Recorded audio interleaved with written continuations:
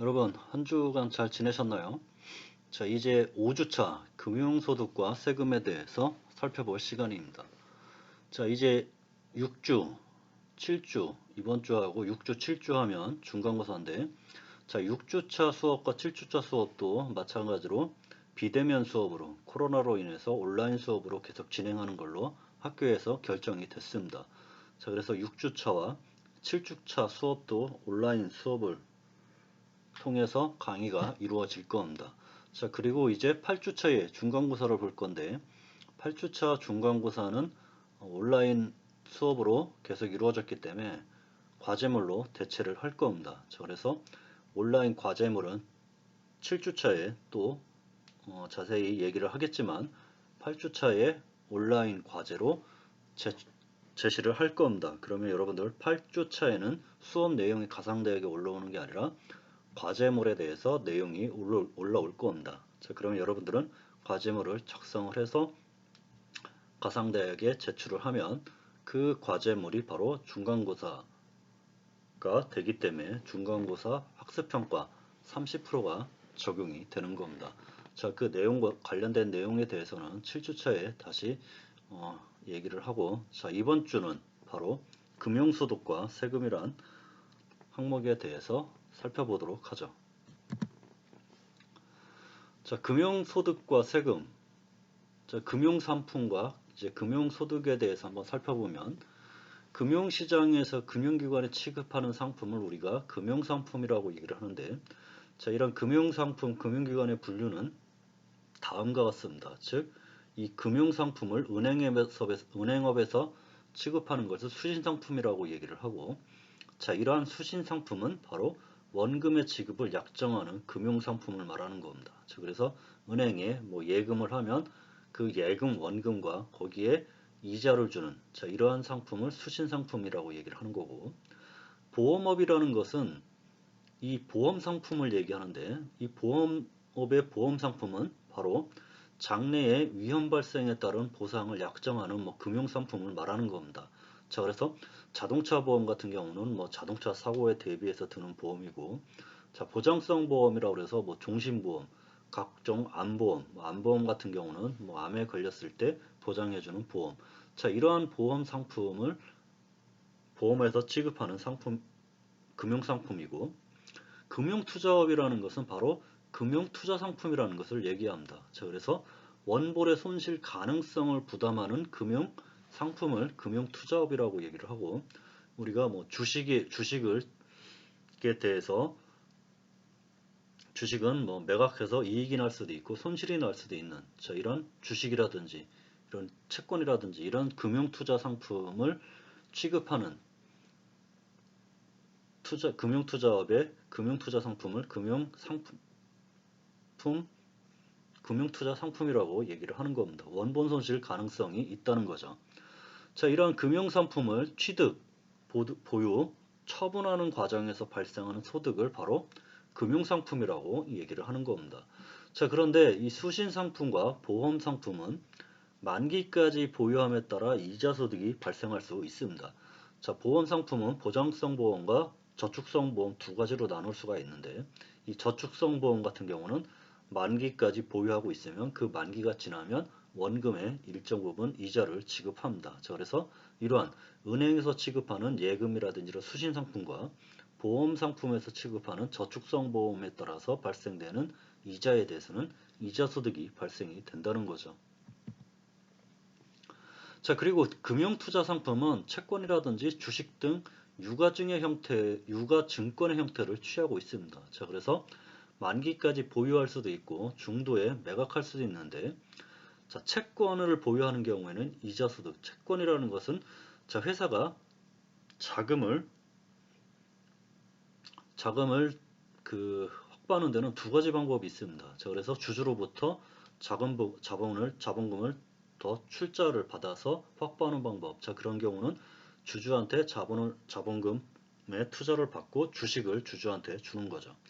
자, 그리고 그 주식 발행 방법 말고 바로 채권, 회사채를 발행하는 방법이 있습니다. 자, 그래서 회사채를 발행을 해서 그 회사채를 통해서 회사채를 취득하는 자들한테 자금을 빌려오는 거죠. 그래서 자본의 형태로 돈을 조달할 수도 있고 아니면 차입의 형태로 채권을 회사채를 발행하는 형태로 자금을 조달할 수도 있습니다. 자, 이러한 회사채, 즉 회사가 발행하는 채권, 즉 회사가 발행하는 채권으로서 회사가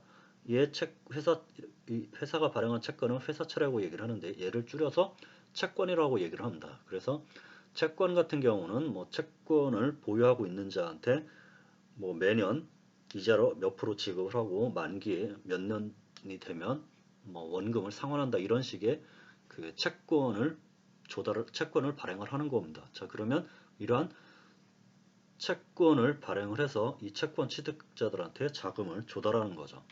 자, 그래서 이렇게 채권을 보유하는 기간 동안은 보유기간에 따른 이자를 회사에서 지급을 하게 됩니다. 자, 그러면 그 이자를 지급받는 경우는 이자소득이 되는 거고, 자, 만약에 주식, 뭐 자본금을 출자를 해서 뭐 주식을 받았다든지 아니면 뭐 증권 상장 시장에서 주식거래소에서 뭐 주식을 취득을 했다든지, 자, 이렇게 주식을 취득하든 아니면 주식에 뭐 출자를 하든 이 주식을 보유하는 기간 동안에는 또 배당을 받을 수도 있기 때문에 배당 소득이 발생이 됩니다. 자, 그래서 채권을 보유하는 기간에는 이자를 받으면 이자 소득, 주식을 보유하는 기간 동안 배당을 받으면 배당 소득이 발생이 되는 거고, 자, 이러한 채권과 주식의 이런 유가증권들이 매각하는 이런 금융투자 상품을 매각하는 경우에는 이 매각 금액이 취득가액을 초과하는 경우에는 양도차익이 발생이 됩니다. 자, 그러면 결국 이 금융소득은 이자소득, 배당소득, 양도차익으로 구분할 수가 있는데 법인이 금융소득에 대해서는 법인세로, 개인의 금융소득에 대해서는 소득세로 과세를 합니다. 자, 그런데 소득세는 종합소득세와 퇴직소득세, 양도소득세 세 가지 형태로 과세를 하는데 이를 분류과세라고 얘기를 하는 겁니다. 자, 종합소득세라는 것은 이자 배당, 사업소득, 근로소득, 연금소득, 기타소득 6가지 소득을 합산한 게 종합소득이라고 얘기를 하는 거고, 자, 그렇기 때문에 결국 이자소득이라든지 배당소득을 창출했으면 이 금융소득으로 과세가 되는 거고, 퇴직소득이라는 것은 바로 퇴직하는 시점에 퇴직금에 대해서 부과하는 세금을 퇴직소득세라고 얘기를 하고, 자, 이 양도소득세라는 것은 바로 부동산과 이런 주식 양도차익에 대해서 과세하는 게 양도소득세입니다. 자, 그래서 이렇게 주식, 금융투자상품, 주식을 양도함으로써 발생된 이 양도차익에 대해서는 바로 양도소득세가 과세가 되는 겁니다. 자, 그러면 소득에 대한 과세 체계를 보면 이 소득에 대한 과세 체계 일단 법인의 소득에 보면 법인이 벌어들인 소득에 대해서 과세하는 것을 법인소득세라고 얘기를 하고 줄여서 법인세라고 얘기를 합니다. 자, 그러면 법인의 소득은 법인의 순자산을 증가시키는 거래로서 발생되는 수익에 대해서 모두 법인세를 과세를 합니다. 자, 이렇게 법인의 순자산을 증가시키는 거래에 대해서 모두 과세하는 것을 바로 포괄주의라고 얘기를 하는데 이 포괄주의라는 것은 결국 법인세법에 소득이라고 규정하지 않았다 하더라도 법인의 소득이 발생하면 법인세로 과세하는 것을 포괄주의라고 얘기를 하는 겁니다. 그래서 소득 구분이 중요하지 않습니다.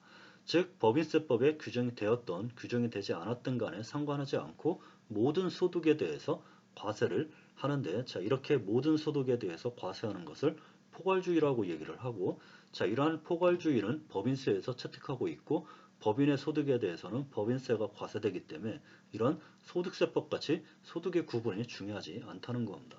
자, 그런데 개인의 소득에 대해서는 소득에 대한 구분이 중요합니다. 왜 중요하냐면 종합소득세, 퇴직소득세, 양도소득세로 분류해서 분류과세가 되고 각각의 소득세 산정 방식이라든지 체계가 다르기 때문에 소득 구분이 매우 중요한 겁니다. 자, 그래서 개인의 소득세는 이자, 배당, 사업, 연금, 근로, 퇴직, 양도 이 8가지 소득에 대해서만 제한적으로 열거를 하고, 자, 이렇게 열거 소득에 대해서만 열거하는 과세를 바로 열거주의 과세라고 얘기를 합니다. 자, 열거주의 과세는 중요한 개념이 바로 소득세법에 열거된 사항에 대해서만 과세를 하지 소득세법에서 열거되지 않았다 하면 과세하지 않는다는 겁니다.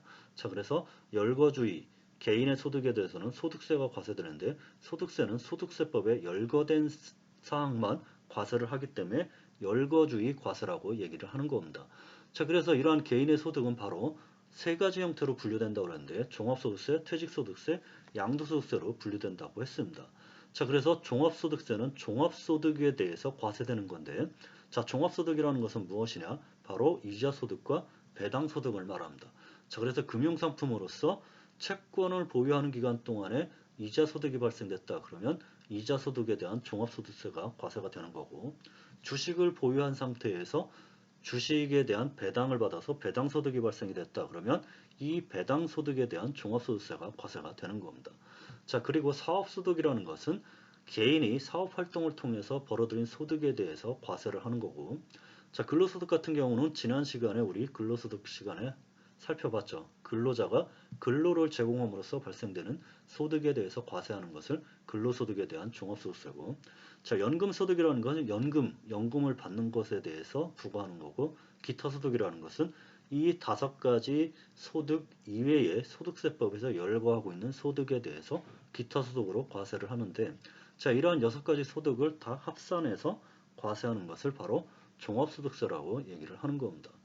자, 그리고 퇴직금에 대한 회사를 다니는 동안은 근로 제공 대가로 급여를 받기 때문에 그 급여에 따른 근로소득은 종합소득세로 가는데 자, 이렇게 회사를 퇴직하는 시점에 퇴직금을 받는데 이 퇴직금에 대해서는 퇴직소득으로 봐서 퇴직소득세가 과세가 되는 겁니다. 자, 그러면 이 퇴직금을 왜 퇴직소득으로 보냐면 퇴직 시점에 이 퇴직금까지 종합소득에 합산해서 과세를 하면 갑자기 세금이 급격히 늘어나는 효과가 발생되기 때문에 이러한 효과를 완화하기 위해서 바로 퇴직금에 대해서는 퇴직소득이란 별도의 소득 항목으로 해서 퇴직소득세로 과세를 하는 겁니다. 자, 그리고 양도소득이라는 것은 바로 부동산 및 주식의 양도차익에 대해서 양도소득세로 과세를 하는데 자, 금융상품에 해당하는 주식을 양도함으로써 발생된 양도차익에 대해서는 양도소득세가 과세가 되는 겁니다. 자, 그런데 그러면 여러분들 채권을 양도하는 경우 채권의 양도차익에 대해서는 과세가 될까요? 안 될까요? 소득세가. 자, 채권의 양도차익에 대해서는 법인 같은 경우는 법인세가 과세가 됩니다. 자, 그런데 채권의 양도차익은 지금 보신 항목 중에서 열거되어 있는 소득이 아니기 때문에 채권의 양도차익에 대해서는 과세하지 않습니다. 개인 소득세에 대해서는. 자, 왜 그러냐면 채권에 대해서는 소득세법에 소득 과세 대상으로 열거되지 않았기 때문에 채권 양도차익에 대해서는 소득세가 과세되지 않는 거죠. 자, 그러면 이렇게 금융기관의 수신상품의 예금이라든지 보험회사의 보험상품의 저축성보험이라든지 금융투자의 투자상품으로서 주식이라든지 채권이라든지 금융투자상품의 뭐 여러가지 파산상품들 자, 이러한 것들을 보유함으로써 받는 이자라든지 뭐 배당이라든지 뭐 할인액이라든지 뭐 차익, 분배금 자, 이런 것들은 모두 이자소득, 즉 이자, 할인액, 뭐 차익 자, 이런 것들은 이자소득으로 과세가 되고 자, 이 배당이라든지 이런 분배금 같은 경우는 바로 배당소득으로 과세가 되는 겁니다.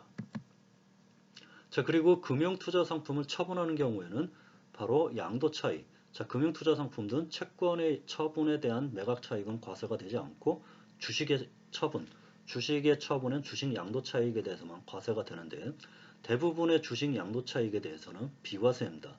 다만 일부 주식 등에 한해 양도차익을 양도소득으로 과세를 하는데 비상장 주식을 양도하는 경우 비상장 주식의 양도차익에 대해서는 양도소득세가 과세가 되고 상장 주식이라는 것은 바로 상장 주식 중 대주주분에 대한 양도분에 대해서만 양도소득세가 과세가 되는 겁니다. 자, 그러면 여러분 상장 주식이 뭐고 비상장 주식이 뭐냐? 자, 상장이라는 것은 회사가 증권거래소에 본인 회사의 주식을 등록을 하는 겁니다. 자, 그래서 증권거래소에서 바로 이 거래를 할 수 있는 것을 바로 상장 주식이라고 얘기를 하고 비상장이라는 것은 증권거래소에 회사 주식을 등록하지 않았기 때문에 이런 증권거래소에서 주식을 거래할 수 없는 것을 바로 비상장 주식이라고 얘기를 하는 겁니다. 자, 그러면 이런 상장 주식의 중 대주주의 양도분에 대해서만 양도소득세가 과세가 되고 자, 이런 비상장 주식 중 대주주라는 것은 바로 주권 상장 법인은 자, 주권 코스피 시장에 상장한 것은 1%, 코스닥 상장, 즉 코스닥 시장에 상장한 것은 2%의 지분율을 보유하고 있거나 또는 주식의 시가총액이 10억 원 이상인 경우는 바로 상장 주식의 대주주가 되기 때문에 자, 이러한 상장 주식을 매각하는 경우에는 양도소득세가 과세가 되고 또는 비상장 주식을 매각하는 경우에도 양도소득세가 과세가 되는 겁니다.